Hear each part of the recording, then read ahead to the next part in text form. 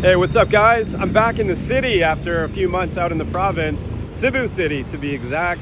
I'm staying over near Ayala Mall. I'm actually walking over to the terraces right now. If you've never been here before, it's kind of the main hub for most foreigners. I gotta be honest with you, it's kind of nice to come back to the comforts, to the amenities. I'm staying at a condo like right over here, and the pool is phenomenal. It's like a true infinity pool. I'm in there every day. It's got a gym on the ground floor. It's awesome. In this video, I'm gonna talk to you guys about the last 9 months. When I came the first time in the Philippines, I was here for 9 months and I went back to Canada. I'm actually about to go back to see my family for a little bit before returning, so I thought it's the perfect time to sort of recap the last 9 months to tell you about my experience here. All right, I'm gonna head over to the mall to grab a bite, then I'm gonna head back to the condo and talk to you guys about all this stuff. Let's go. All right, let me give you guys a little tour. I'm on the top floor. This is insane. This is so nice. Check it out. Oh yeah, this doesn't get old. So top floor, infinity pool with a view of the city. And look at that, nobody here. All right guys, here we go. It is good to be back in the city for these kind of things. For me, wanting to ground myself a little bit and establish a little bit of a routine that I used to have, eating healthy, sleeping well, focusing on being productive, that's where staying in a place like this just makes a whole lot of sense, as opposed to being on the road and going from one town to the next and just staying in like hotels. And man, there's drawbacks to that. There's no question about it. I love both. I love adventure, but I love routine, and I love the comforts. I'm not gonna lie. It's one of the benefits that I'll just start with about the Philippines. Now that I'm back here, it's a reminder of how you can live like, some say live like a king. Let's just say live very well, very comfortably, essentially doing whatever I want to do. Like if I want to travel somewhere, I just go. If I want to go to a restaurant to get something I'm craving, I just do it. I don't think much about it. And if I want to book at a place like this, I just book it. So this is something that is different for everyone depending on what your budget is. And my budget is about $2K a month. And with a $2K a month budget, I do what I want. I mean, I don't stay at palaces, and I'm not getting business class on flights and stuff like that, but I don't need that or want that. And sometimes it's fun to just find a deal here, find a deal there, and know that you're saving a little bit. I don't have to max my budget out every month, but often I do. So that's obviously a huge perk, and that's something that would probably have to go down as one of the hardest things to go back on, like going back to where I was, back to a place where you can't do these things without blowing the bank. So obviously the cost of living here will always be a draw for everybody. And once you get used to this lifestyle and the pressure is off as far as, you know, paying the bills essentially, how can you even think about going back to a place where it's such a struggle? I've talked about this in other videos. All of your money just gets sucked up really quick. It is getting more expensive here. You've probably heard about it. People talk about it. You know, inflation impacts everywhere, and it impacts the Philippines as well. However, because you're starting out at such a discount, the increase in expenses here, I don't feel like you're gonna notice it too much. Everyone might be different, and everyone is on a different kind of budget. But if you're in that sort of 1,500 to 2K, you're gonna be okay. You're gonna be okay. If you're on that sort of 1K budget and you have to really nickel and dime and find the deals everywhere, I think it's probably getting a little bit harder, you know, to keep up with a budget like that. That would be my opinion on that. But otherwise, you'll be okay. And if you can sort of save here and there along the way and just be smart about your spending, man, I don't think the increase in cost of living is going to be too bad. All right, moving on to the next thing. That is a huge plus of being here in the Philippines, and that is the overall vibe, the overall culture of the people here. And everyone says that, it's so cliche, but it's true, and it's worth pointing out over and over again that it's a peaceful place. It's a friendly place. It's English-speaking place, and it's a welcoming place.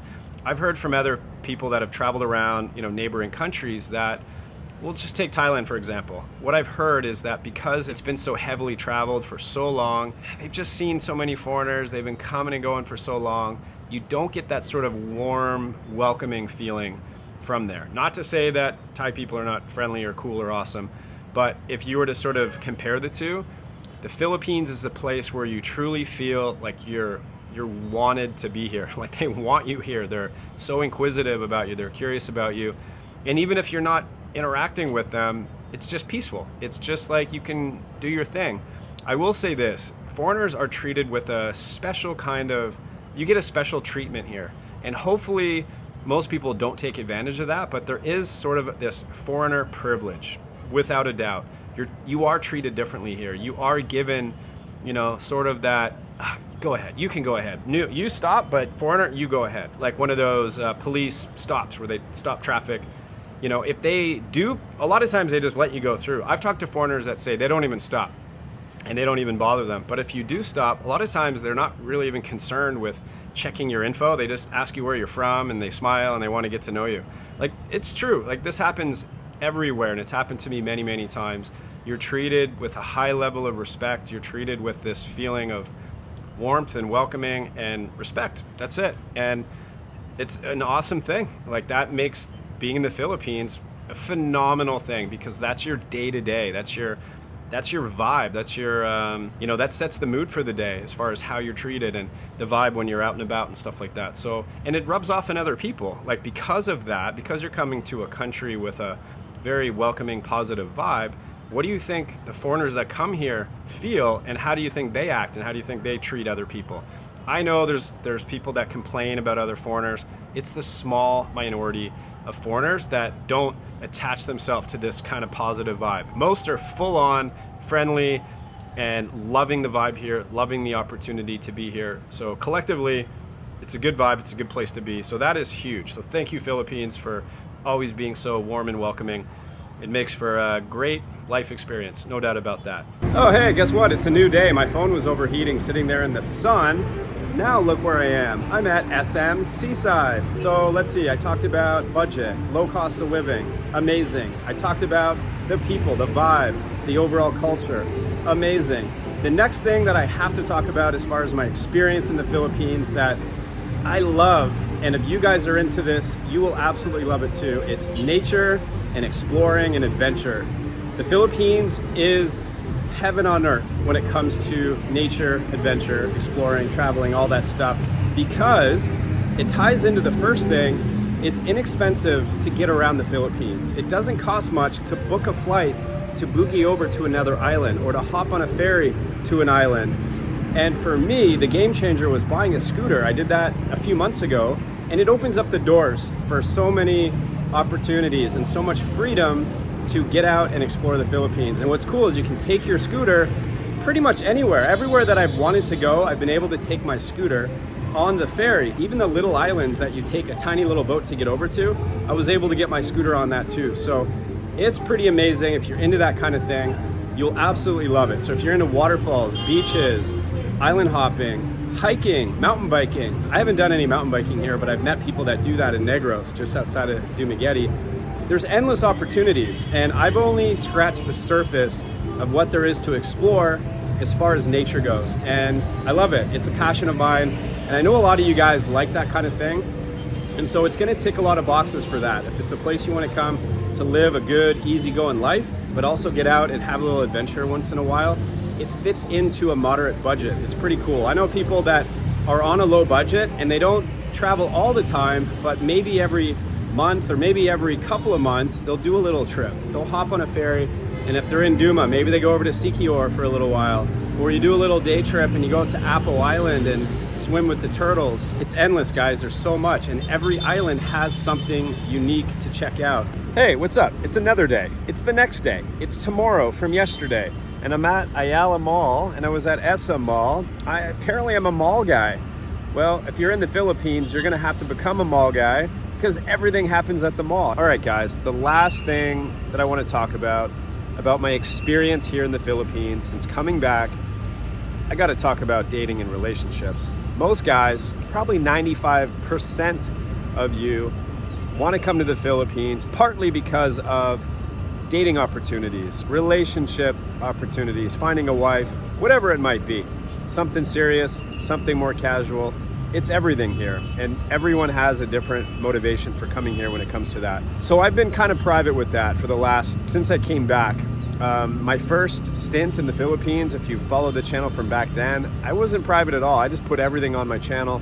I went to Bohol and I met someone and made a video about it, and that didn't turn into really a relationship. And then 2 months later, I met someone else and we started traveling for several months, and that was on my channel, you know, for several months, all of my adventures in the Philippines. And then that didn't work out, and then things started to get weird as far as viewers wanting to know what happened, and me being in a position of like, well shit, this is kind of private and I don't want to use my platform to like blast somebody about things that happened. So I just kind of zipped it and I kept things neutral and I left it at that. But I realized, you know, when you put someone on your channel, or if you really open up things like that that involve other people in a relationship, to each their own. But for me, I realized, you know what, best to keep that a little bit more private until I'm with someone in an established relationship. I don't think I want to expose that on my channel if it's not reaching that level of a serious relationship. The one thing that I've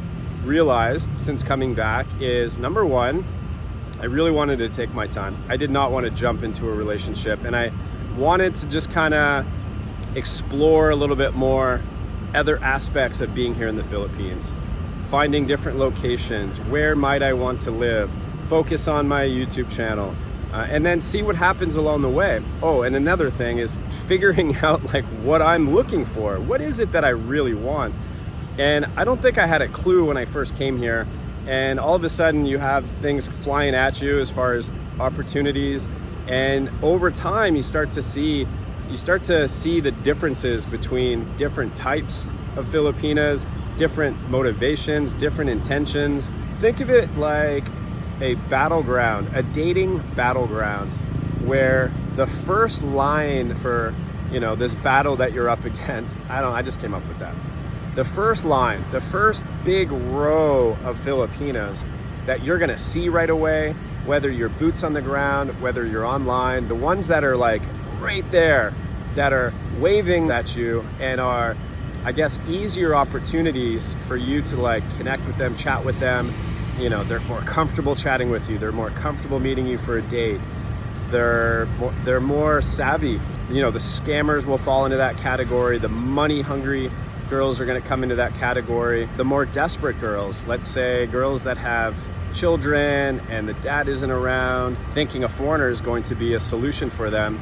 And then all kinds of others, right? They're all on the front line. They're the ones that are much more motivated. They're much more like, they want that foreigner so bad, and they're available. They are willing and able to bolt onto you right away, like right out of the gates. And it's very appealing. Like if you want to travel around, most guys that come here, they want to do some sightseeing and be a tourist.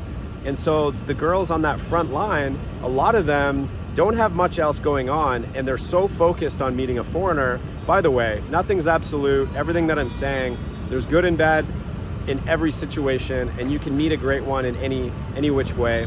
And plus, everyone has a different motivation for dating anyways. But what I'm getting at is, in that front line, it's convenient, it's easy, and some people don't even know that there's Filipinas further back that you don't necessarily see right away, that are likely more the type that they actually want. And then if you get past that and you look further and you ignore all of that, you know, the easier ones, then you start to get into a category of Filipina that starts to get closer to, you know, what a lot of guys are really wanting.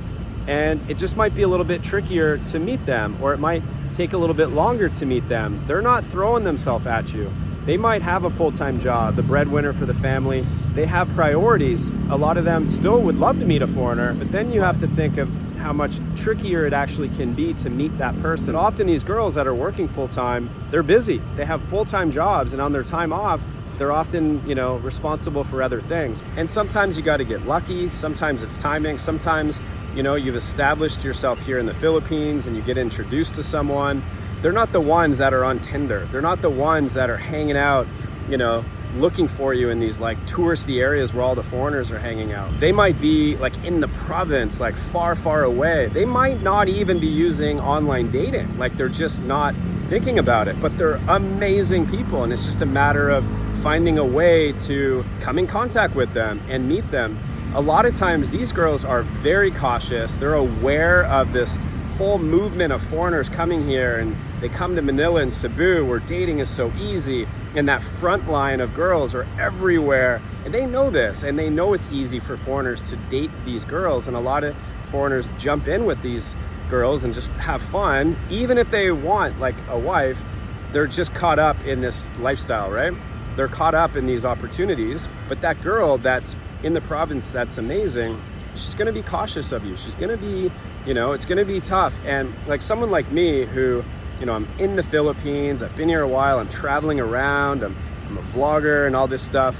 You know, often if I do come in contact with someone like that, where once they find out, like even that I'm here in the Philippines, I've mentioned this in the past on a video, these girls are very unsure of you if you're here in the Philippines. It sounds weird and it doesn't make any sense, but a lot of them just, they're nervous about guys that are here, and they almost rather just like find a guy that's in his country, that's, he meet online, you know, get to know each other, he comes out to see her, and that's why that is a thing here. That's why that is a phenomenon here, because these girls just don't want anything to do with that.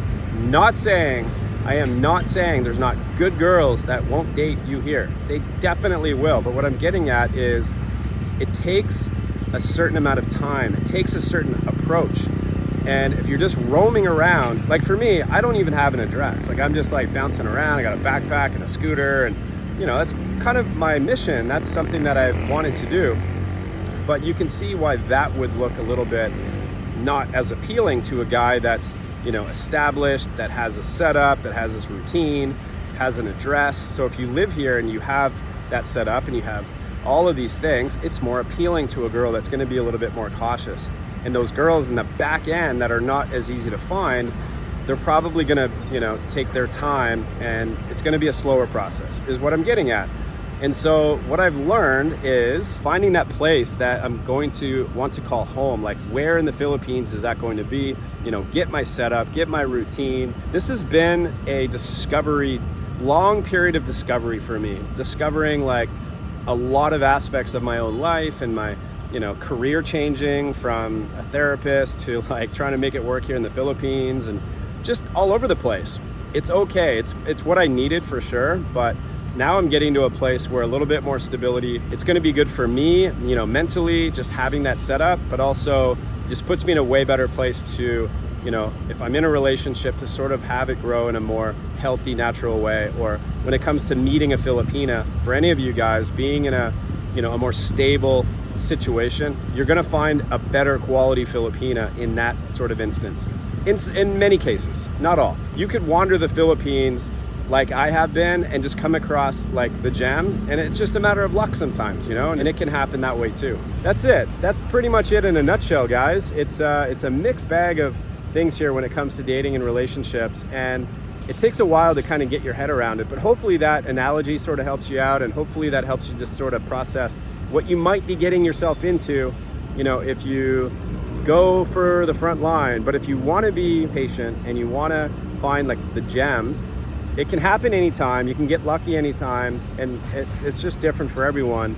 But a good thing is worth waiting for. A good thing takes time, and I'll leave it at that. That's kind of my mentality with this. That's been my experience with this. Good things are going to continue to happen, and the right thing happens at the right time. Anyways, there you go. Guys, I appreciate you watching. I really do appreciate the support. Many videos to come. See you soon. Bye.